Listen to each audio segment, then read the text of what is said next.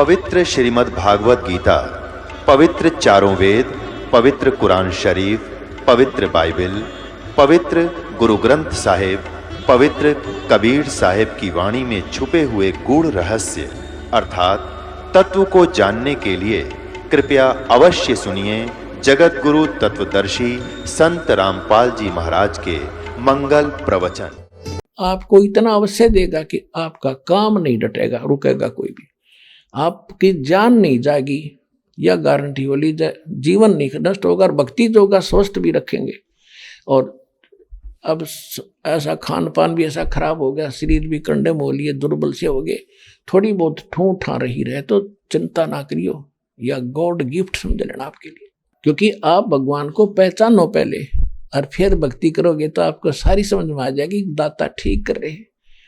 तो घना समझता होंगे बकवाद करने लग जाएगा और 6 प्रकार के क्यों रखे के सोचेगा और थोड़ा बहुत न दिखेगा पता नहीं कब मर जाऊं, भक्ति घड़ी करेगा तो मरण तो नहीं देगा, फिर डर तो आपको रहेगा क्योंकि हम जीव संज्ञा के अंदर है। फिर भी हमने परमात्मा की रजा में राजी रहना पड़ेगा। इस पूरे का इतना सा डिस्कस। अब आपको बताते हैं परमात्मा आपके लिए कितना कमाल किया। आदरणीय गरीबदास साहिब जी गांव छुड़ानी, जिला झज्जर, हरियाणा में रहा करते थे। वैसे उनका मूल गांव करौथा है, जहां अपना एक छोटा सा आश्रम है। उस गांव करौथा के वो मूल निवासी थे, धनखड़ गोत्र और जाट कौम। और उनके पिताजी का विवाह हुआ था छुड़ानी गांव में।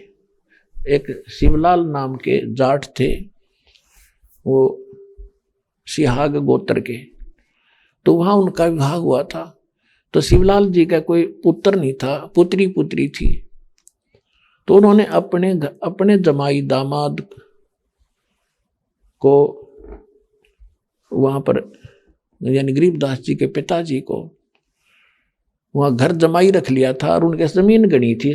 उस समय लगभग 2500 बीघा जमीन थी, 2500 बीघा, जो 2.25 बीघे का आज का एकड़ बन जाता है लगभग। वहां रहने के बाद 10-12 वर्ष रहते को हो गए थे गरीबदास जी के पिता को अपनी ससुराल में। तब उनका जन्म हुआ था गरीबदास जी का। और वहां वो उनके नाना जी का बहुत ज्यादा फसल थी, जमीन थी, और उसमें गौवे बहुत रखा करते थे। तो 10 वर्ष के जब गरीबदास साहिब जी हो गए, उस समय वो स्वयं भी अपनी गौवों के पाली जाया करते थे, चरवाहा बनकर। और साथ में गांव के अन्य गरीब व्यक्ति भी उनकी जमीन पर ही अपनी गौवें साथ ले जाया करते थे चराने के लिए। उस दिन 10-12 वहां जाते थे, 10-12 जने पाली इकट्ठे ही सामूहिक तरीके से वहां छोड़ देते थे। लंबा चौड़ा क्षेत्र, चरागाह क्षेत्र था उनके गांव अपनी जमीन का। संवत 1784 में, यानी सन 1727 में, संवत 1774 में गरीबदास जी का जन्म हुआ। 10 वर्ष की आयु थी उनकी संवत 1784 में, यानी सन 1727 में। परमात्मा जो मगहर से चले गए थे, सशरीर गए थे, उसके 209 वर्ष के बाद वहां पर पाली गौ चरा रहे थे। 10 बजे का समय हुआ था। घर से जो भोजन ले गए थे उसको खाने के लिए एक जांडी के पेड़ के नीचे बैठ गए। आज वो स्थान आज भी सुरक्षित है। गरीबदास जी के वंशजों ने वहां एक यादगार बना रखी है कि जहां कबीर साहब आकर गरीबदास जी को मिले थे। वो वृक्ष तो समाप्त हो गया समय अनुसार, उस वर्ष के स्थान पर एक सड़क के किनारे पर आज भी यादगार बना रखी है। ये दास जब वहीं जाते थे छुड़ानी, तब देख कर खूब आए थे। तो वहां पर जंगल था, उधर से परमात्मा आसमान से सतलोक से आए जैसे वो लीला करते हैं। और वहां पहुंच गए। रास्ता वहां उसके साथ से गांव कबलाना गांव है, कबलाना गांव से छुड़ानी गांव को एक रास्ता आता था। उसी के किनारे वो रास्ते के ऊपर ही वो वृक्ष था जांडी का, जहां वो भक्त बैठे थे पाली। परमात्मा जिंदा महात्मा के रूप में आए और उनको प्रणाम किया राम राम कहा। सब भक्तों ने देखा, आओ बाबा जी, पालियों ने देखा, कहा आओ बाबा जी बैठो, महाराज जी बैठो, आ जाओ आ जाओ। एक जैसा भी उनके पास कपड़ा उपलब्ध था वो बिछा दिया, परमात्मा बैठ गए। पालियों ने कहा महाराज खाना खाओ। परमात्मा बोले भी खाना तो नहीं खाता मैं, खाना खा के आया हूं अपने गांव से। पालियों ने पूछा आपका गांव का क्या नाम है, कितनी दूर है? परमात्मा ने कहा कि मेरा गांव सतलोक है और यहां से 16 शंख कोस की दूरी पे है। ये पालियों ने शंख का पता नहीं था, उन्हें 16 कोस सुना होगा, ले कोई सतलोक गांव होगा और वही कोई 16 कोस हो गया, क्योंकि पहले इतना आपस में जान पहचान नहीं होती थी, ना कोई साधन थे आने जाने के, कभी कोई जाता नहीं था इधर उधर। आपस में दूसरे क्षेत्र के लोग भी आपस में परिचित नहीं थे। फिर उन्होंने कहा कि पालियों ने कहा जी खाना नहीं खाते तो दूध तो पीना पड़ेगा, नहीं तो बाबा जी हमारी आत्मा दुख पावेगी, साधु हमारे घर हमारे से कुछ खा नहीं रहा। परमात्मा बोले वह दूध पिलाना चाहते हो तो मैं कंवारी गाय का पिया करूं, कंवारी गाय का दूध पिला दो। जो बड़े बड़े पाली थे समझदार से मैच्योर से, वो कहने लगे बाबा जी दूध पीने की नीत को ना आपकी, मजाक करवाते हैं, आप मजाक कर रहे हो। परमात्मा ने कहा भी देख लो, पिला दो, पिलाना चाहते हो तो मैं मना नहीं करता। गरीबदास जी 10 वर्ष के बालक, अब जो जिसके लिए आए थे लीला तो सारी उसी की थी, करा वसाइया मन में लहर उठा।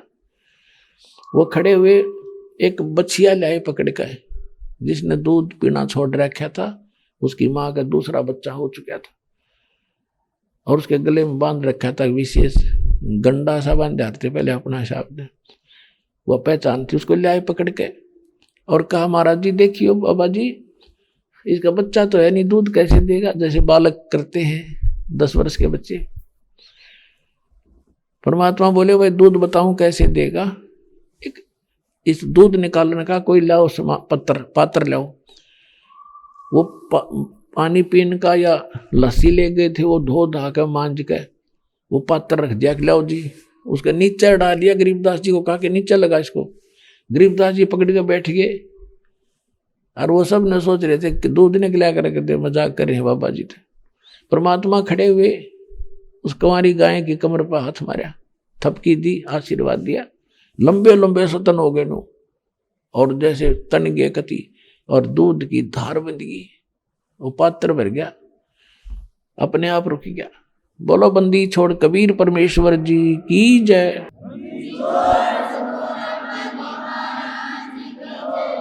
अब सारे पाली हैरान कि बाबा जी दवा करामाती है तो चमत्कारी है बाबा है।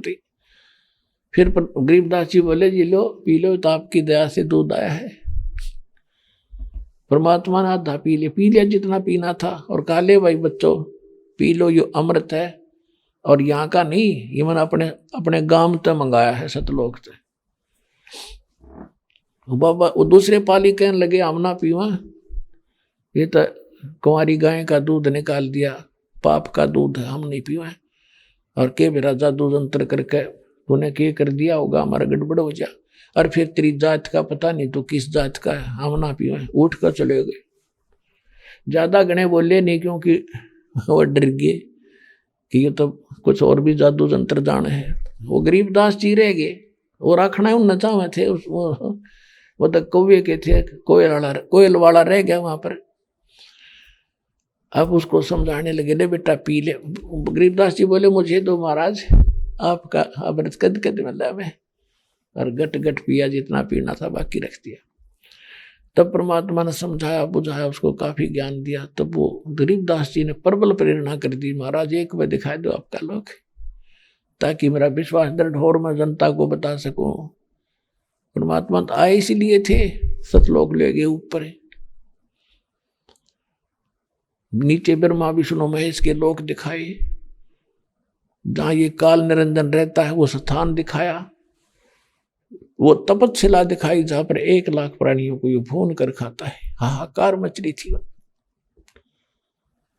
फिर 10वां द्वार पार करके 11वें द्वार को पार करके अक्षर पुरुष के लोक में प्रवेश हुए। परमात्मा ने बताया कि ये 7 संग ब्रह्मांड का अक्षेत्र ये अक्षर पुरुष का है, ये भी मेरे से बिछुड़ कर आया। लेकिन यहाँ जीव घने दुखी नहीं है, सबसे ज्यादा कष्ट इस काल ने दे रखा है, जो 7 संग ब्रह्मांड में मेरे बच्चे रहते। फिर बर्मा द्वार पार करके सतलोक में प्रवेश किया तो क्या देखा गरीबदास जी ने कि वो एक महापुरुष संत परमात्मा बैठा है बहुत बड़े गुम्बज में के नीचे, और सिर पे मुकुट है, और तेजों में करोड़ सूर्य मिलाट से करोड़ चंद्रमा ऐसे एक रोमकूप से प्रकाश निकल रहा है। और नीचे से जो बाबा जी के रूप में गए थे परमात्मा, वो जाकर के वहां उठाकर चंवर उस परमात्मा पर करने लगे जो सिंहासन पर बैठे, तख्त पर बैठे। गरीबदास जी ने सोचा भगवान यो है भाई, ये बैठा तख्त पर है, ये हमारे लिए कितना सुंदर है, कितना ओहो कैसा कितना प्रकाश है, यहाँ तक यहाँ का क्षेत्र भी दिखाए, वहां पर सारे लदपद फलों से, फ्रूटों से, मेवा से, सब कुछ लदपद वृक्ष, सदाबहार वृक्ष, और इतना सुंदर वातावरण है। तो गरीबदास जी ने सोचा ये भगवान है और बाबा जी इसका कोई यहाँ का सेवक सावक होगा।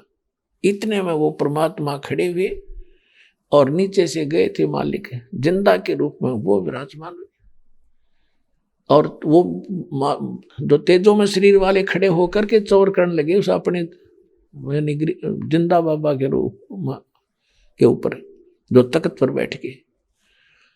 गरीबदास जी कभी उन्हें देख रहे थे, कभी उन्हें देख रहे थे, भगवान तो ये है, ये क्या कर रहे हैं इसके ऊपर बाबा जी पे। इतने में तेजों में शरीर और उस बाबा जी वाले जिंदा वाले शरीर में समा गया। अकेले वो जिंदा बाबा जो नीचे से गए थे, वो अनंत कोट के ब्रह्मांड के संचालक के सिंहासन विराजमान हुए, और चंवर अपने आप ऑटोमेटिकली हो रहा है। तब परमात्मा ने सारी बात बताई, बेटा मैं काशी में भी रहा था 120 वर्ष, और वहां मैं यही ज्ञान दिया करता था। काल के दूतों ने मेरे द्वारा दिया गया ज्ञान फिर बिगाड़ दिया है। तो वहां जाके गरीबदास जी कहने लगे भगवान मुझे तो यही रख लो आपके अपने पास ही, वो तो गंदा लोग है दाता। वहां तो जाने के बाद कति सब कुछ भावनाएं बदल जाती है। और देखा कोई खांस रहा है, कोई रो रहा है, किसी कोई तकलीफ है, जो भक्ति कद करे पेट का पूरा ना होता उनका तो दाता। तब परमात्मा ने कहा बेटा ये खाली पड़े इनके मकान देख उन मूर्खों के, इस स्थान को छोड़ कर गए वो नीचे, अब उड़ा वो भिखारी बन के घूम रहे, धक्के खाते आंडे टूक के लिए भरी थाली का ठोकर मार गए। पूरी सृष्टि रचना सुनाई गरीबदास जी को, और जा बेटा तू मेरा गवाह बने तेरे भाई बहनों के लिए, ताकि एक समय आएगा जिस समय हम इनको कुछ ज्ञान देंगे और आपके प्रमाणों से वो समझ सकेंगे हु इज गॉड। तब गरीबदास जी कहने लगा जैसे आपकी आज्ञा मालिक, जैसे आपकी आज्ञा। नहीं तो दिल नहीं करता उधर जाने। उधर दूसरी तरफ क्या हुआ कि कुछ समय के बाद ये पाली क्या करते हैं, 1-1 घंटे की अपनी वह टर्न लगाते हैं पारी, कि 1 घंटा 3 जने खड़े होंगे पशुओं के चारों तरफ, 4 जने किसी की खेती में ना बढ़ जा चरते चरते, फिर 2-1 घंटे के बाद दूसरे वो रेस्ट करेंगे। तो जब 2-4 घंटों के बाद तीसरी चौथी पारी में उनका नंबर आया गरीबदास जी का, तब उनकी खोज पड़ी कि जाओ उसने ढूंढ गया किससे, कहाँ है उस लड़की का लड़का। वहीं पहुंचे कि वहां बैठा था, वो देख तो बाबा जी तना दिखता, वो तो बैठे इकलाओ बैठो। वहां आकर देखा तो वो न्यू बैठे अपने जैसे आम बैठ जाते पलाथी मार के, बातें करते करते वो शरीर जो का तो रह गया और आत्मा ले गए दाता ऊपर। अब उन जिसने जो भेजा था उसको बुलाने के लिए उसने आवाज लगाई, रे गरीबू, गरीबू कहा करते थे गरीबदास जी को, गामा मन अब परस तो कर ही लेते नाम बिगाड़ा करें। ओ गरीबू उठ ले, ओ भगत जी निकट से आके देखा ना बोले, पकड़ के ला दिया, भगत जी खड़ा हो ले। अब वो गिर गया नु, क्योंकि उसमें वो तो मृत हो चुका था। अब उसने देखा तो बिल्कुल मर गया। आवाज लगाई, पाली भाग जाए सारे, सबने देखा कि वो लड़का मर गया। मरना था इसने दूध पी लिया जादू जंत्र का। अब सारे 2-4 भगत पाली गांव की तरफ भाग लिए, जाकर बता दो, उन्हें सारे गांव में बता दी। छोटा सा गांव था, 40-50 घर थे चुनानी के। माता पिता बेहोश हो गए इकलौते पुत्र की मृत्यु देख सुनकर। बड़ा, और गांव के लोग, उनके नाना जी और बहुत से चल पड़े गांव। उस 1.5 किलोमीटर लगभग वो स्थान है छुडानी गांव से, दास देख कर आए। वहां तक पैदल गए, फिर वहां से शव को उठा के ले आए, घर पे ले आए, आसपास के लोग बुलाए, इकट्ठे होते हैं। तो इस सारे सिस्टम में 8-10 घंटे लग गए। चिता पर रख दिया अंतिम संस्कार करने के लिए उस बालक के शव को। तब परमात्मा ने कहा, बेटा अब तू जा, तेरे शरीर का नाश करने के वाले हैं वो। तो परमात्मा ने वो आत्मा वापस भेज दी। एकदम जो बंधन बांध रखे थे ऊपर के, बांध के ले जा रहे हैं, रस्सी सीख दे, गिर ना जा सौ रास्ते में, वो दरिया था, काटे भी ना थे, इतने में अपने आप टूट गए वह। और गरीबदास जी उठ गए और उठ के एकदम नीचे उतरे आए और देखा चारों तरफ और तेरे की। अब अगर न्यू के न्यू आ जाते तो न्यू सोचा हो तो सपना देखा होगा, लेकिन परमात्मा का काम कोई भी कच्चा नहीं होता। तो उसी समय परमात्मा से प्राप्त वो ज्ञान जो दास परमात्मा ने उस अपने दास में फीड कर दिया था, वो बोलने लागे। ये वाणी जो दास आपको बार बार सुनाता है, और ये वाणी बोलने लागे। पर पटन व परलोक है जा अदली सतगुर सहारे, भक्ति हेत से उतरे पाया हम दीदारे। अनंत कोट ब्रह्मांड का एक रति नहीं भारे, सतगुरु पुरुष कबीर हैं ये कुल के सृजनहार। उन तो बात ना करें, फिर वो ना माँ से ना पिता से ना किसी, क्योंकि ऐसा स्थान देखे रुचि कैसे बने, वो तो बाई ऑर्डर आ गई दोबारा। अब जिससे भी बात करें वो ऐसे चौपाइयों में बात करें। गांव वाले उनको पागल कहने लगे, बावड़िया, मेंटल हो गया, छोरी का छोरा, लड़की का लड़का मेंटल हो गया। अब घर वालों ने संतोष किया, आसपास के व्यक्तियों ने सांस, सुख की सांस ली कि कोई बात नहीं, पागल सही, लेकिन बेटी इसको देख देख कर या जीवित रह जाएगी ना या मरती। ये लड़का मर जाता तो इतना शोक कर रही थी, कोई बात ना, अपने बावड़े ने देख कर या जी लेगी। अब ऐसे चलता रहा 3 वर्ष तक। गरीबदास जी ऐसे ही रहे, पर ऐसे कहते कराए करावे साइया मन में लहर उठा। उसी गांव में एक दादू पंथी, एक महात्मा आया करता, बनिए का घर से शरीर था उसका, लाला जी वैश्य था, और भगवान के लिए सभी भटक ही रहे हैं। वो दादू पंथियों का फंस गया, लेकिन दादू पंथी वो नहीं समझ पा रहे। वो गरीबदास जी ने कहा है कि दादू को कबीर साहब मिले, सतगुरु मिले, दी पान की पीक और बुढ़ा बाबा जिसे कहो, ये सतगुरु दादू की नहीं सीख। वो क्या कहते हैं दादू पंथी के, दादू साहब जी को एक बुढ़ा बाबा मिला था और उससे ज्ञान हुआ। परमात्मा कहते तुम न ना मेरा बुढ़ा बाबा कौन था। ऐसे ही नानक साहब जी को जिंदा महात्मा के रूप में मिले थे। अब ये तो मानते हैं सिख धर्म के लोग कि उनको एक जिंदा महात्मा मिले थे, उसके साथ सचखंड गए थे। वो जिंदा कौन था, अब ये बतावांगे वो जिंदा कौन था। तो दादू साहब को परमात्मा मिले थे, और वो वाणी दादू साहब का एक ग्रंथ है, दादू ग्रंथ, अच्छा बड़ा, उसके अंदर ये जो पुराने ग्रंथ में कबीर साहब की महिमा की वाणी बहुत गणी लिखी है। अब इन्होंने बाद में जो नया बनाया है उसमें से वो वाणी निकाल दी कबीर साहब के बारे में, दोनों महिमा गा रखी थी। उनके बाद समझ में ना आई कि ये दादू पंथी और महिमा गा रखी कबीर साहब की, उन्होंने सोची या वो किसी ने मिलावट कर दी होगी। अब कभी गरीबदास ने वो सारी सच्ची, वो सारी क्लियर कर दी। अब क्या हुआ, गोपाल दास दादू पंथी महात्मा उस गांव छुडानी में किसी भगत के घर आया करता, उसका कोई चेला था, तो वो 1.5 साल में एक बार आता था। तो 2 वर्ष 3 वर्ष के बाद वो आया, तब उसने अपने उस गुरु गोपाल दास से कहा, महाराज हमारे एक लड़की का लड़का ऐसे ऐसे किसी जादू जंत्र करके किसी संत ने उस पर कोई क्रिया कर दी, और संत की विद्या संत ही काट सकते हैं, अगर आप की रजा हो जाए तो बच्चा ठीक हो जाए। सारे झाड़ फूक करा दी, सब कुछ करा लिया, उसका कोई असर नहीं होता। दवाई में पागलपन की दवाई औषधि भी दवा ली। गोपाल दास तो झाड़े धुड़े जाने करें थोड़े बहुत रोटी खाने के चक्कर में, इनका इतना तो है करे जुगाड़। तो उसने कहा बुलाओ ठीक कर दूंगा। वो व्यक्ति गया गरीबदास जी के नाना जी के पास, शिवलाल जी के पास, कि चौधरी साहब ऐसे ऐसे मेरे गांव मेरे पास एक संत आ रहे हैं और वो जो गए लड़के ने ठीक कर दूंगा मैं, और बहुत पहुंचे हुए हैं। शिवलाल जी बोले भाई ठीक है चलो। 5-4 बुजुर्ग से और साथ में बच्चा ले लिया, 13 वर्ष के थे। तो गोपाल दास के पास पहुंच गए। गोपाल दास जी ने कहा कि बेटा कौन था जिसने तेरा जीवन बर्बाद कर दिया, कौन था वो? तो गरीबदास जी कहते हैं मेरा जीवन बर्बाद नहीं कर दिया गोपाल दास, मुझे आबाद कर दिया उस परमपिता ने।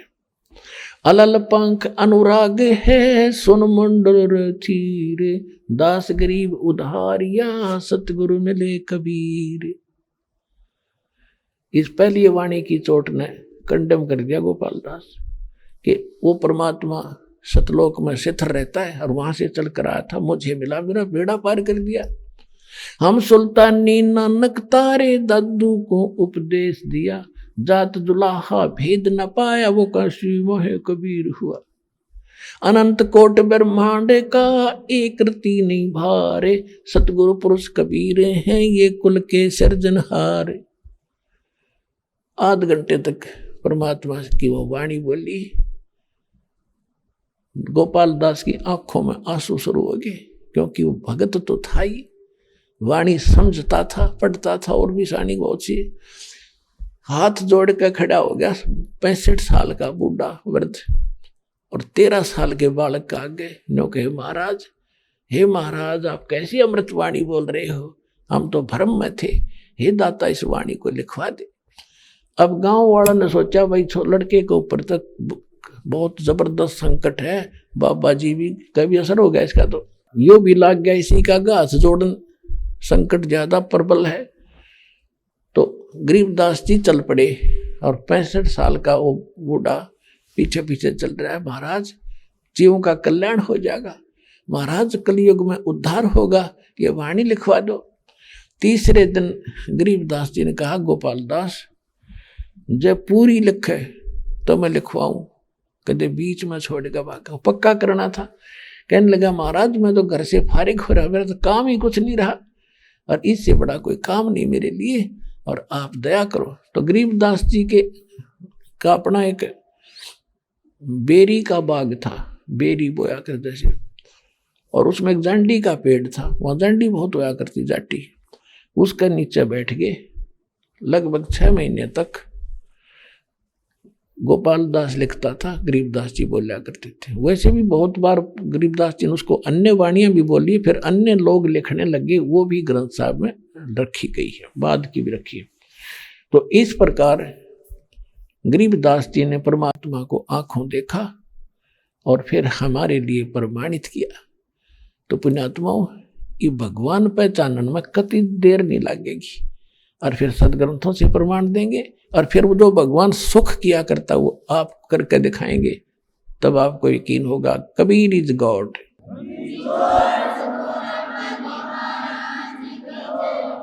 किसी तरह तो तोल लियो, किसी तरह से किसी तरफ से जांच कर लियो वेदों गीता और महापुरुषों की वाणी से, और फिर जो भगवान सुख दिया कर वो लेकर देखियो, किसी तरह से जांच लेना, कबीर इज गॉड।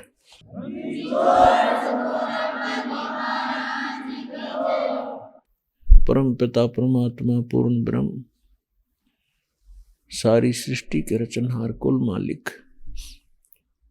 कबीर देव जी, कबीर साहिब जी ने, कबीर परमेश्वर जी ने हम सभी के ऊपर एक विशेष रजा की है। पुण्यात्माओं हमें वो मार्ग बता दिया, हमें वो भगवान बता दिया, वो मार्ग बता दिया, वो ज्ञान बता दिया,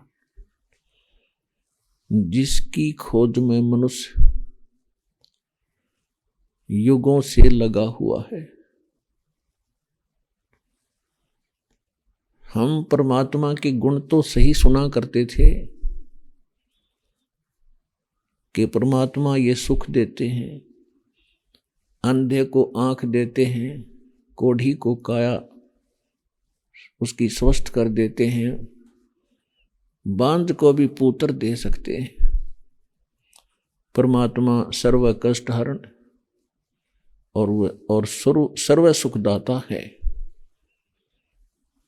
लेकिन हम गुण तो परमात्मा के सही सुना करते थे, लेकिन वो भगवान कौन है जो ये सर्व सुख देता है, सब कष्ट हरण करता है, जिसमें ये गुण सभी विद्यमान हैं, यह अभी तक हम निर्णय नहीं कर पा रहे थे।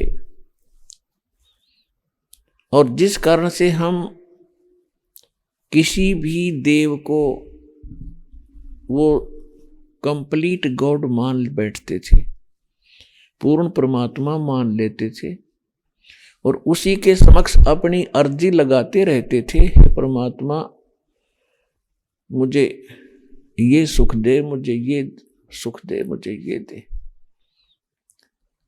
कोई इत्तेफाक से अपने पूर्व जन्म के संस्कार से कोई लाभ हो जाता था तो हम उसका क्रेडिट, उसका श्रेय उसी देव को दे देते थे जिसको हम इष्ट मान कर पूज रहे थे। और उसकी पूजा करते करते फिर हम अन्य ढेर सारे संकटों को झेलते रहते थे।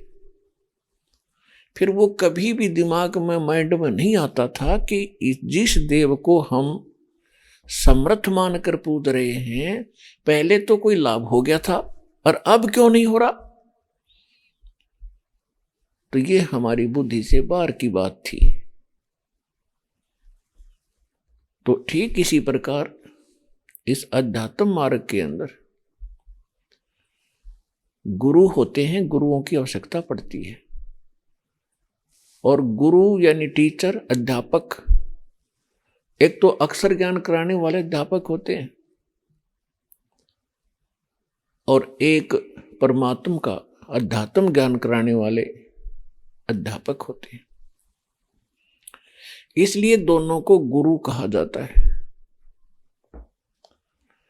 अब जैसे अक्षर ज्ञान कराने वाले अध्यापकों का कुछ सिलेबस होता है, कुछ पाठ्यक्रम बनाया जाता है गवर्नमेंट द्वारा और उसकी बुक बनाई जाती है, और यदि वो अध्यापक उस सिलेबस के अनुसार ना पढ़ाकर कोई अन्य कथाएं सुना रहा है अध्यापक उस बच्चों को, विद्यार्थियों को,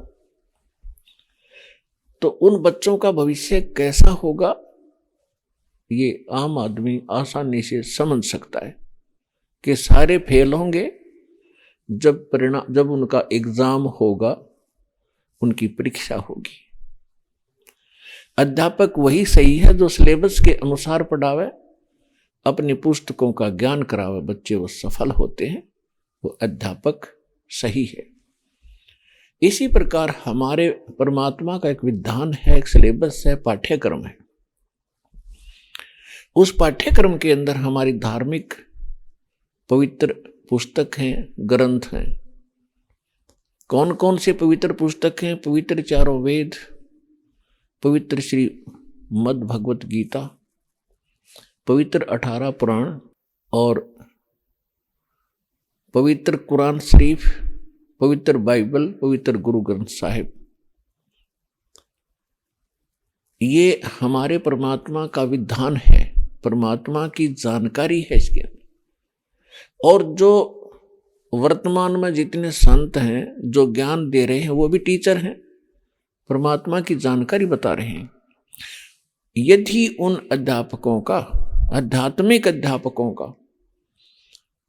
उनका अपना अनुभव, अपने विचार हमारे इन पवित्र सदग्रंथों से मेल नहीं खाते हैं, तो उनका ज्ञान अकॉर्डिंग टू शास्त्र नहीं है, शास्त्र अनुसार नहीं है। उनकी भक्ति भी शास्त्रानुकूल नहीं है।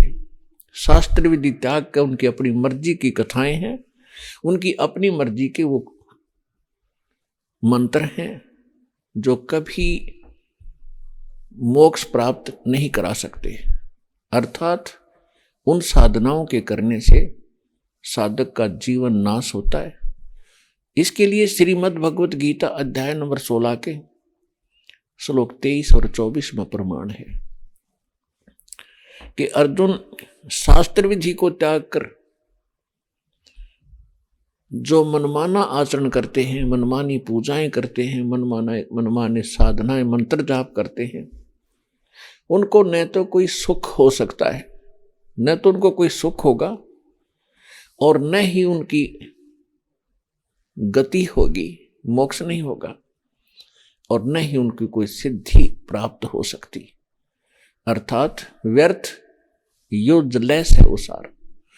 फिर 24वें श्लोक में तुरंत कहा है कि इससे तेरे लिए अर्जुन कर्तव्य और अकर्तव्य की व्यवस्था में सद्ग्रंथ ही प्रमाण है। इन्हीं को आधार मानकर अपनी साधना, अपना जो भक्ति कर्म, इसके आधार से करना, कर्तव्य और अकर्तव्य की व्यवस्था में ये सद्ग्रंथ ही प्रमाण है। किसी की दंत कथा पर, किसी के लोकवेद पर विश्वास मत करना। तो पुण्यात्माओं, इस दास के जितने भी वचन होंगे, प्रवचन होंगे, अपने पवित्र सद्ग्रंथों के अनुसार होंगे। हाँ, एक पवित्र सद्ग्रंथ दास रह गया, ध्यान नहीं रहा, जो इन सभी सद्ग्रंथों का एक मूल ग्रंथ है, मूल सार है। हमारा एक पवित्र ग्रंथ है जिसको सूक्ष्म वेद कहा है, सूक्ष्म वेद, जिसको सच्चिदानंद घन ब्रह्म की वाणी कहा है। गीता अध्याय नंबर 4 के श्लोक नंबर 32 में गीता ज्ञानदाता अर्जुन से कह रहा है कि अर्जुन, मैंने अभी तक जो तुझे साधनाओं का ज्ञान बताया, यज्ञों की जानकारी दी, श्लोक नंबर 25 से लेकर 31-30 तक, वो अपनी अपनी मर्जी से मनमाना आचरण करते हैं। कोई तो केवल स्वाध्याय करता है, कोई देवताओं की पूजा करता है, कोई अहिंसावादी तीक्ष्ण व्रत रखता है, मुंह पर पट्टी बांध के नंगे पैरों घूम के। वो ये सोचता है कि मैं जो कर रहा हूं ये मेरी साधना मोक्षदायक है, पाप नाशक है। सभी अपनी अपनी साधनाओं को वो पाप नाशक जानकर कर रहे हैं। लेकिन चौथे अध्याय के 32वें श्लोक में बताया कि अर्जुन, इन यज्ञों की यानी धार्मिक अनुष्ठानों की यथार्थ जानकारी, विस्तृत जानकारी परमात्मा स्वयं आकर ही बताते हैं। और वो सच्चिदानंद घन ब्रह्म की वाणी है, ब्रह्मणे मुखे। सच्चिदानंद घन ब्रह्म की वाणी में वो विस्तार के साथ कही गई है। उसको तत्व ज्ञान कहते हैं, उसको सूक्ष्म वेद कहते हैं। और उस तत्व ज्ञान को समझने के बाद तो सर्व कर्मों से मुक्त हो जाएगा। चौथे अध्याय के 34वें श्लोक में बताया कि अर्जुन, उस तत्व ज्ञान को जिसको गीता ज्ञानदाता भी नहीं जानता, उस तत्व ज्ञान को जो परमात्मा स्वयं आकर बताते हैं, अपने मुख कमल से बोलते हैं, उस तत्व ज्ञान को तू तत्वदर्शी संतों के पास जाकर समझ, उनको दंडवत प्रणाम करना और कपट छोड़कर प्रश्न करना। तब वो तत्वदर्शी संत तुझे उस परमात्म तत्व का तत्व ज्ञान कराएंगे। गीता अध्याय नंबर 15 के श्लोक नंबर 1 में उस तत्वदर्शी संत की पहचान बताई है कि ऊपर को जड़ और नीचे को तीनों गुण रूपी शाखा रूपी ये संसार रूपी पीपल का वृक्ष जानो, जिसकी ऊपर को जड़ है। ऊपर तो पूर्ण परमात्मा है, जिससे पौधे को का पोषण होता है, तीनों लोकों में प्रवेश करके जो सबका धारण पोषण करता है। और नीचे को तीनों गुण रूपी शाखा है। अब गीता ज्ञानदाता ने केवल इतना हिंट दिया है कि ऊपर को जड़ और नीचे को तीनों गुण रूपी शाखा वाला ये संसार रूपी वृक्ष जानो, यानी पूरा संसार, ये संसार रूपी वृक्ष जानो। और जो संत इस संसार रूपी वृक्ष के सभी विभागों को भिन्न भिन्न बता देगा, वह तत्वदर्शी संत होगा। यह पहचान है उस तत्वदर्शी संत की। तो पुण्यात्माओं, परमात्मा स्वयं आकर अपने मुख कमल से अपना वास्तविक अध्यात्म ज्ञान प्रदान करते हैं। क्योंकि वो ज्ञान न तो वेदों में कंप्लीट है, न तो वेदों में पूर्ण है, न श्रीमद् भगवत गीता में पूर्ण है, और न ही कुरान शरीफ के अंदर पूर्ण है, और न बाइबल के अंदर पूर्ण है, और न ही गुरु ग्रंथ साहिब के अंदर पूर्ण ज्ञान है। क्योंकि परमात्मा अपने मुख कमल से जब आकर यथार्थ ज्ञान बोलते हैं वही संपूर्ण होता है। संपूर्ण का कार्य सारा ही संपूर्ण होता है। उदाहरण के लिए जैसे गीता अध्याय नंबर 4 के श्लोक नंबर 34 में गीता ज्ञानदाता ने कह दिया कि उस ज्ञान से मैं परिचित नहीं हूं, किसी तत्वदर्शी संत से पूछो, वो बताएगा। इससे सिद्ध है कि गीता का ज्ञान बुरा नहीं, असत्य नहीं, लेकिन कंप्लीट नहीं। और आप खूब बुद्धिमान हो, जैसे आप एक मोबाइल नंबर मिलाते हो, आप टेलीफोन नंबर मिलाते हो, उसमें एक नंबर भी आगे पीछे हो जाए तो पता नहीं कहाँ मिलेगा, क्योंकि वो कंप्लीट नहीं है वो नंबर जहां आप संपर्क साधना चाहते हैं। इसी प्रकार हम अधूरे रह गए, हम वहां पहुंच नहीं पाए जहां हमने जाना था, क्योंकि हमें वो सच्चिदानंद घन ब्रह्म की वाणी तत्व ज्ञान प्राप्त नहीं हुआ। अब वो प्राप्त हुआ है। हमारे पास प्राप्त तो पहले भी था, लेकिन हम उसको समझ नहीं सके थे। अब परमात्मा ने इस दास को बुद्धि दी है कि उस तत्व ज्ञान को पहचाना है, जाना है, और फिर उसके साथ उसको प्रमाणित किया है, और फिर आपके रूबरू किया है। वो तत्व ज्ञान अब प्राप्त हो चुका है, लेकिन पहले नहीं मिला था अपने को। अब जैसे यजुर्वेद अध्याय नंबर 40 के मंत्र नंबर 10 में कहा है कि गीता ज्ञानदाता और वेद ज्ञानदाता वही है, ब्रह्म है, जो श्री कृष्ण जी में प्रवेश करके बोल रहा था श्रीमद् भगवत गीता का ज्ञान देते से। तो इसमें लिखा है कि कोई तो परमात्मा को कहता है कि वो जन्म नहीं लेता, वो निराकार है, उत्पन्न होता ही नहीं। कुछ कहते हैं वो उत्पन्न होता है, जैसे श्री राम और श्री कृष्ण आदि के रूप में। तो उसमें वेद के इस मंत्र में कहा है 40 अध्याय 40 के मंत्र 10 में कि परमात्मा उत्पन्न होता है या नहीं होता है, वो साकार है या निराकार है, इसकी जानकारी तत्वदर्शी संत देंगे, उनसे पूछो। वो सही जानकारी वही बताएंगे। यानी वेद ज्ञान भी इनकम्प्लीट है। अब इसी प्रकार इन अन्य ग्रंथों को जाने, इनके अंदर भी बहुत से प्रमाण है, लेकिन आज विषय दूसरा रहेगा। तो परमात्मा स्वयं आए थे 600 वर्ष पहले, उन्होंने ये तत्व ज्ञान बोला था, लेकिन उस समय हम अशिक्षित थे, और हमारे धर्मगुरु वो केवल एक संस्कृत भाषा जाना करते थे, हिंदू धर्मगुरु, लेकिन वो सदग्रंथों से परिचित नहीं थे। संस्कृत अवश्य जानते थे, हमारे सदग्रंथों को वो पढ़ा भी करते थे, चारों वेदों को वो कंठस्थ भी याद कर लेते थे, और गीता का भी उनको खूब उन्होंने अध्ययन किया हुआ था, लेकिन वो समझ नहीं सके। क्यों? गुरु बिन काहू न पाया ज्ञाना, जो थोथा बुस छड़े मूड किसाना। गुरु बिन वेद पढ़े जो प्राणी, समझन सार रहे अज्ञानी। अब गुरु कौन? जो सदग्रंथों का ज्ञाता हो, सदग्रंथों के गूढ़ रहस्यों को समझकर आपको विश्लेषण करके बताने वाला हो। अब गुरु कौन होगा? तत्वदर्शी संत होगा। तत्वदर्शी संत कौन होगा?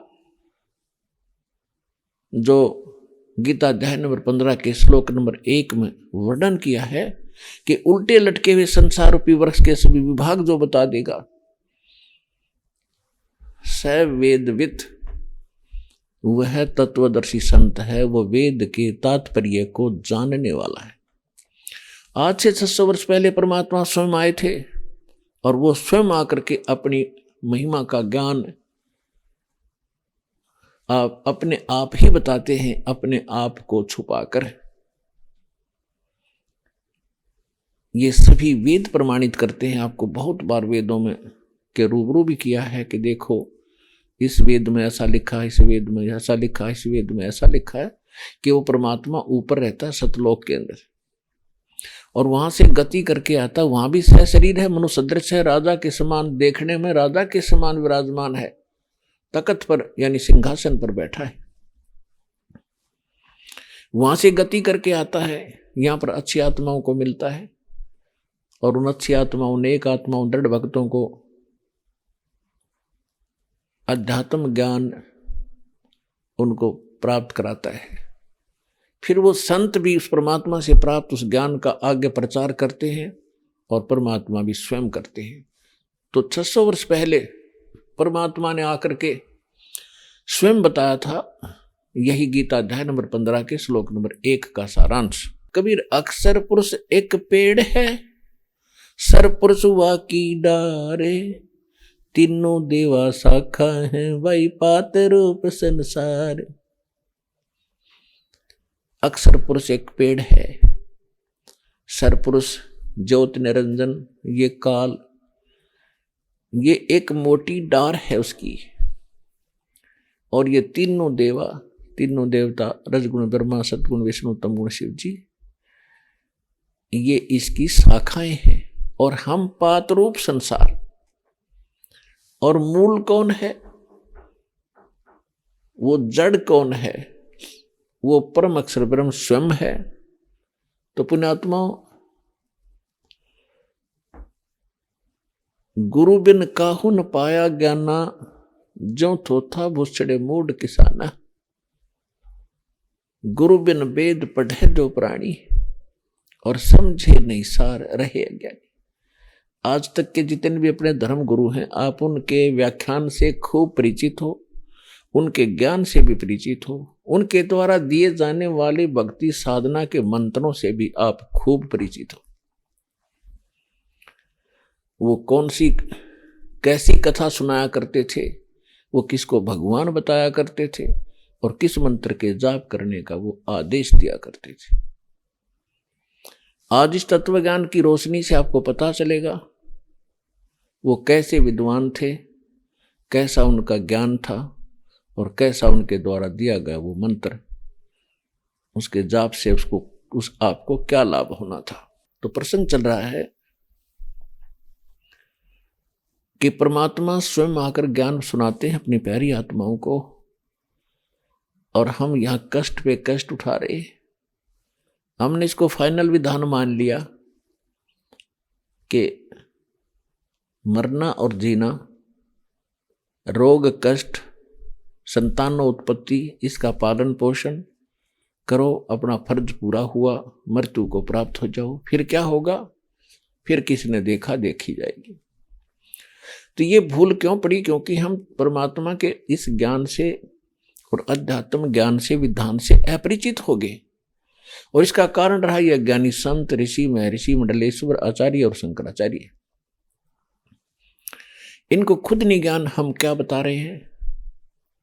और लगभग 10 वर्ष से, 10-15 वर्ष से तो ओपनली समाचार पत्रों से, पुस्तक के माध्यम से, चैनलों के माध्यम से इनको कह रहा है कि आप गलत दिशा दे रहे हो, स्वयं भी भ्रमित हो। महापुरुषों, कुछ सोचो इसके ऊपर।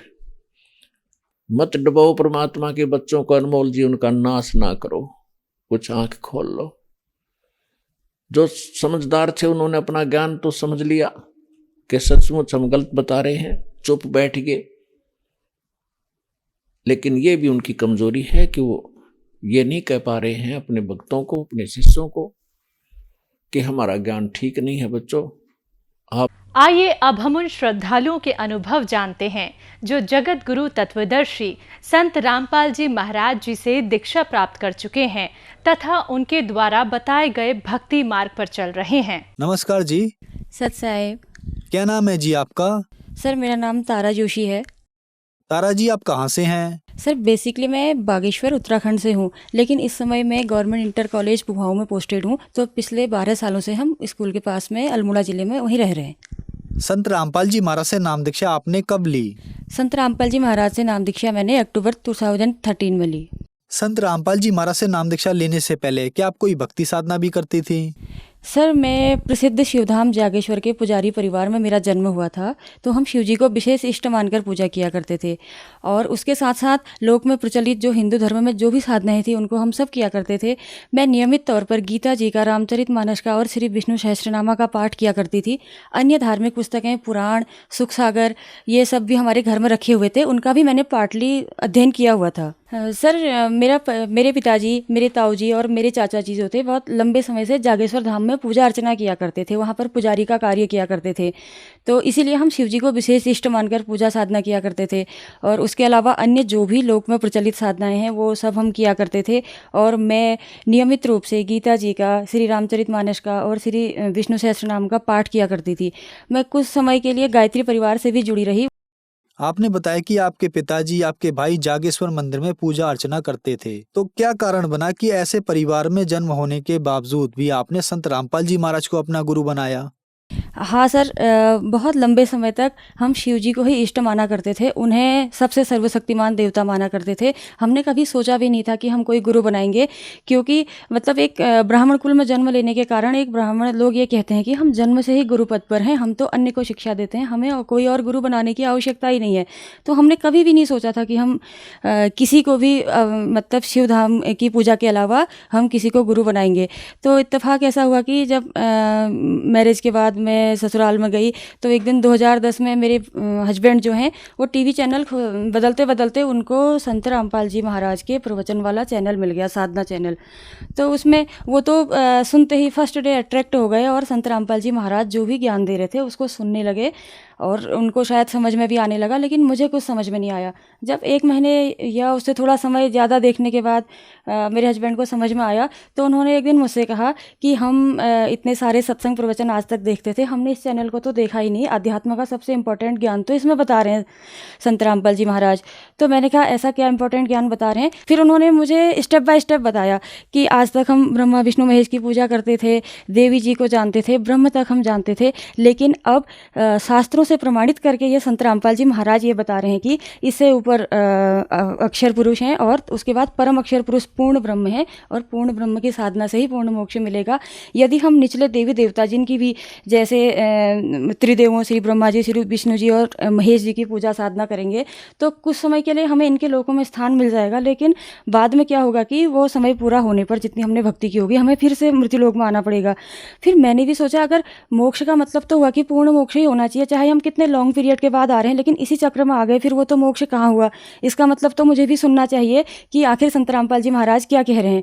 तो मैंने भी सुनना शुरू किया। तो धीरे धीरे सत्संग सुनने के दौरान जब हमने फिर SMS करके ज्ञान गंगा पुस्तक भी मंगाई, उसको पढ़ा, तब हमें पूर्ण विश्वास हुआ कि संत रामपाल जी महाराज जो ज्ञान दे रहे हैं वो सब धर्म ग्रंथों के आधार पर है, सत्य है। हम बरवाला आश्रम में गए, वहाँ हमने संत रामपाल जी महाराज से नाम दीक्षा ली और संत रामपाल जी महाराज द्वारा दी गई भक्ति करने लगे।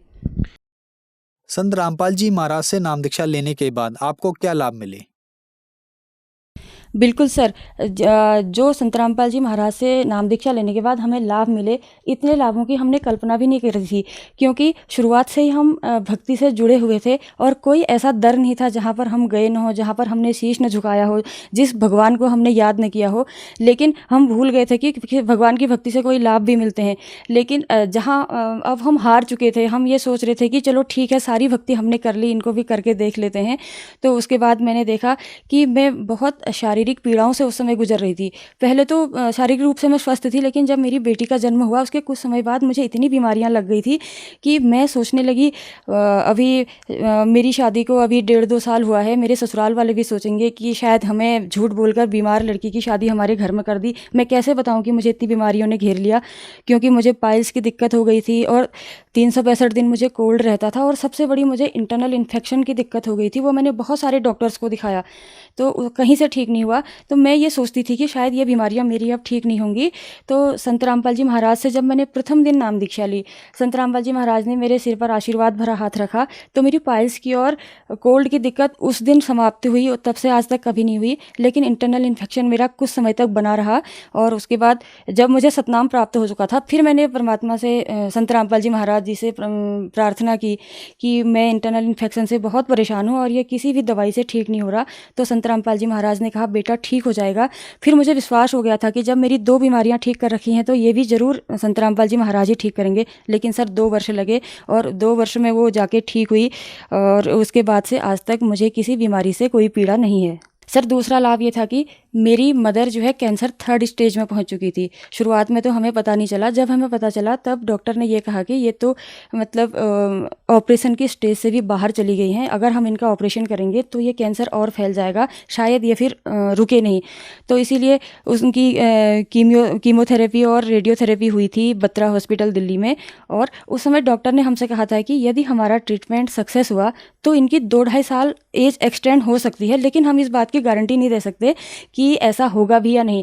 सर उस समय तो हम 2-2.5 साल को भी बहुत लंबा समझ रहे थे, हम इतने में भी खुश थे कि हमारी माँ और 2-2.5 साल जी जाएगी। लेकिन जब उन्होंने अपना ट्रीटमेंट पूरा किया, मम्मी घर आई तो मम्मी को बहुत दर्द होता था, वो बिल्कुल असहनीय दर्द, और मम्मी को देख के हम दुखी होते थे पर हम कर कुछ नहीं पाते थे। तो उसके बाद मेरे पिताजी जो थे वो जो यहाँ पर लोकल लेवल पर जैसे भूत पूजा की जाती है उसमें बलि दी जाती है या इस तरह की पूजाओं पर बिल्कुल यकीन नहीं करते थे। सब लोगों ने हमसे कहा कि तुम यहाँ अपने जो आपके कुल के इष्ट, वो भूत को इष्ट कहते हैं, तो उनकी पूजा आप नहीं करते हो, इसलिए शायद आपको ऐसा हो रहा। तो हमने पापा से बहुत रिक्वेस्ट की, पापा सब लोग कहते हैं कि हम भूत पूजा नहीं करते तो शायद इसीलिए मम्मी बीमार है, एक बार आप मान जाइए। अब मम्मी का अंत समय देखकर पापा ने भी हमको परमिशन दे दी कि बेटा अगर तुम्हारी माँ ठीक हो जाती है तो तुम जो करोगे मैं उसमें तुम्हारे साथ हूँ। तो सर उसके बाद हमने बहुत बड़ा मंदिर बनाया, लोकल देवता गंगनाथ जी कहते हैं, बहुत पैसे भी खर्च हुए और वहाँ पर हमने 2 बकरों की बलि भी दी कि हम कुछ भी चीज़ ऐसी छोड़ना नहीं चाहते थे कि जिससे हमें बाद में पछताना पड़े कि हम नहीं कर पाए। तो कुछ नहीं हुआ। मम्मी इतना दर्द से तड़पती थी कि मतलब हम बहुत दुखी तो होते थे लेकिन हमारे पास कोई रास्ता नहीं था। लेकिन जब संत रामपाल से नाम दीक्षा लेने मैं गई थी उस समय मम्मी नहीं आई हुई थी। मेरी मम्मी का मामला शायद ऐसा इकलौता हो जो कि संत रामपाल जी महाराज द्वारा दिए गए अमृत जल से पहले ठीक हुई, तब वो नाम दीक्षा लेने जा सकी, क्योंकि यदि वो उनकी तबीयत ठीक नहीं होती तो वो बिल्कुल भी यात्रा करने में सक्षम नहीं थी। तो मैंने संत रामपाल जी महाराज से प्रार्थना की। विश्वास तो नहीं था उस समय मुझे, क्योंकि हमने कोई लाभ होते देखे नहीं थे, लेकिन मैंने कहा कि संत रामपाल जी महाराज से मेरी मम्मी का स्वास्थ्य बहुत ख़राब है, या तो आप उसे ठीक कर दीजिए ताकि हम आपकी शरण में ला सकें, या फिर उसके शरीर को मुक्त कर दीजिए ताकि मतलब हम उसको रोज़ दर्द से तड़पता ना देखें। तो संत रामपाल जी महाराज ने कहा कि बेटा क्या हुआ है मम्मी को? मैंने कहा गुरुजी कैंसर की पेशेंट हैं। तो संत रामपाल जी महाराज ने मुझे सर एक अमृत जल की शीशी दी थी और कहा कि ये अपनी मम्मी को दे देना, वो ठीक हो जाएंगी। जब हम घर लाए तो पहले दिन अमृत जल दिया तो मम्मी को आराम हुआ थोड़ा सा। फिर मैं रोज़ पूछती मम्मी कुछ आराम है क्या? मम्मी कहती थी हाँ मैंने आज भी दवा नहीं खाई, फिर अगले दिन भी नहीं खाई। तो हमने सोचा ये कैसा चमत्कार हो गया कि कहीं से मम्मी ठीक नहीं हुई लेकिन यहाँ पर से कैसे ठीक हो सकती है। फिर जब 1 महीना बीत गया था, संत रामपाल जी महाराज ने ही मेरे मन में प्रेरणा की। मुझे ऐसा महसूस हुआ कि अगर संत रामपाल जी महाराज ठीक कर सकते हैं और मैंने वचन दिया था कि मैं यहाँ लेके आऊँगी, शायद समय पर नहीं ले जाऊँ तो फिर पुरानी स्थिति में आ जाए। मैंने मम्मी से पूछा क्या आप बरवाला आश्रम तक आ सकती हो? जो मम्मी पहले 5 किलोमीटर जाने के लिए भी सोचती थी, मना करती थी कि बेटा मैं नहीं जा पाऊँगी, मुझे बहुत कष्ट है। उसने कहा हाँ, क्योंकि उसको रिलीफ मिल चुका था। उसके बाद तो मम्मी बरवाला आश्रम गई, संत रामपाल जी महाराज से नाम दीक्षा ली। आज संत रामपाल जी महाराज की दया से उन्हें सारनाम मिल चुका है और वो बिल्कुल स्वस्थ हैं। जब मेरी मम्मी कैंसर का ट्रीटमेंट करने गई थी तो डॉक्टर ने कहा था कि हम इनकी सर्जरी करेंगे, वो सक्सेस होगी तो ये 2-2.5 साल और जी सकती हैं। और परंतु संत रामपाल जी महाराज से हमने नाम दीक्षा ली तो उसके बाद अब मम्मी को न तो कोई दवाई खानी पड़ती है, न किसी प्रकार की सर्जरी की ज़रूरत है। इन बातों को आज 10 वर्ष पूरे हो गए हैं और अभी इस समय भी मम्मी को कोई दिक्कत नहीं है। सर हम दोनों हस्बैंड वाइफ गवर्नमेंट एम्प्लॉई हैं, तो सब लोग ये मानते हैं कि गवर्नमेंट जॉब वाले ठीक ठाक अर्निंग कर लेते हैं, वो बात सही भी है। लेकिन मेरे हस्बैंड के जो शौक़ थे तो उनको महंगी शराब पीने का और मीट मांस खाने का बहुत शौक़ था। मैं तो मांस का सेवन नहीं किया करती थी। तो मेरे हस्बैंड ने अपने घर में मतलब तरह तरह की जो है शराब रखी हुई थी, उसको वो अपना स्टेटस सिंबल मानते थे। तो हम कुछ भी बचत नहीं कर पाते थे, हमारे पास कोई भी सेविंग नहीं थी। और उसके अलावा कभी कभी शौकिया वो दिवाली में जुआ भी खेला करते थे। मुझे ऐसा लगता था कि शायद इनकी अब ये आदतें कभी नहीं छूटेंगी, और मैं कहा भी करती थी तो मुझसे कह देते थे कि जो इन चीज़ों को नहीं करता उसे तो आज के ज़माने में पिछड़ा माना जाता है। ये तो आधुनिक लोगों की पहचान है। तो मैं तो हार चुकी थी, फिर मैं ज़्यादा कुछ कहा भी नहीं करती थी। और संत रामपाल जी महाराज की शरण में जाने से पहले ही, मतलब सत्संग सुनने से ही मेरे हस्बैंड ने मीट खाना तो बंद कर दिया था। सत्संग प्रवचनों से इतना प्रभावित हुए। और जिस दिन मेरे हस्बैंड संत रामपाल जी महाराज से नाम दीक्षा लेने गए, उसके पहली शाम को भी उन्होंने अपने दोस्तों के साथ पार्टी की थी और उनसे कहा था कि मैं आज आपसे विदा ले रहा हूँ, आज के बाद मैं आपके साथ ये पार्टी नहीं कर पाऊँगा। उस दिन से मेरे हस्बैंड ने शराब नहीं छुई।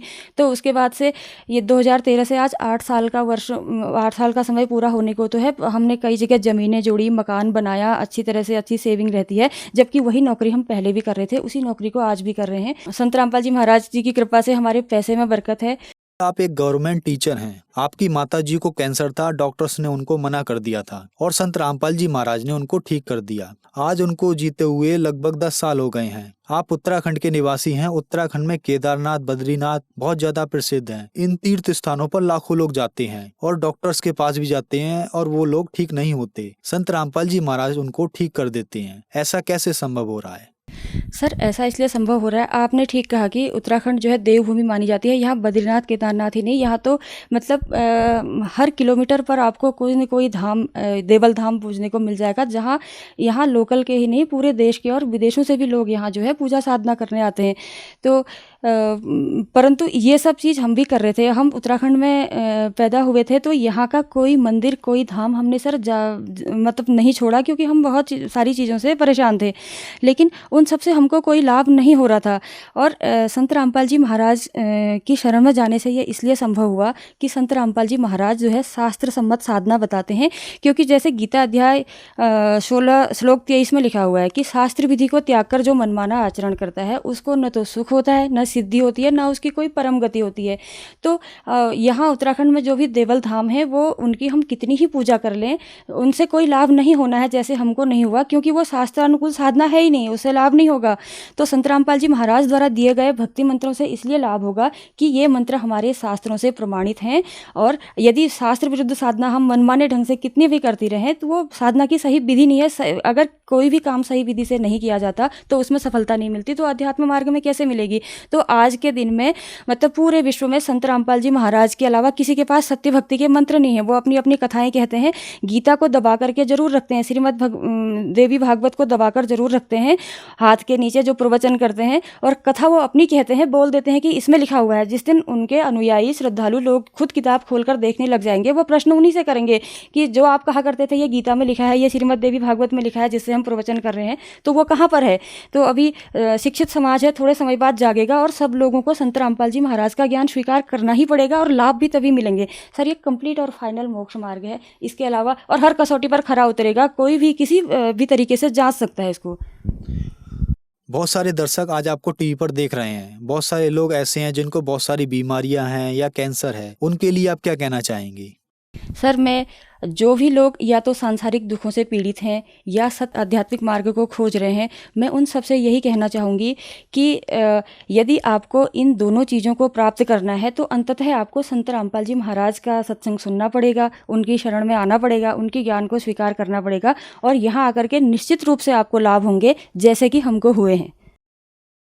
संत रामपाल जी महाराज से नाम दीक्षा कैसे ली जा सकती है? सर, संत रामपाल जी महाराज से नाम दीक्षा या संत रामपाल जी महाराज के विषय में जानकारी प्राप्त करने के लिए आज अनेक टीवी चैनलों पर संत रामपाल जी महाराज के प्रवचन प्रसारित होते हैं, और उनके सत्संग प्रवचनों के दौरान टीवी पर जो नंबर डिस्प्ले होते हैं, उन नंबरों पर भगत समाज संपर्क करके संत रामपाल जी महाराज से नाम दीक्षा लेने के विषय में जानकारी प्राप्त कर सकता है। आप वहाँ संपर्क करके नाम दीक्षा प्राप्त करके संत रामपाल जी महाराज से मिलने वाले लाभ उठा सकते हैं। धन्यवाद जी। अच्छा है।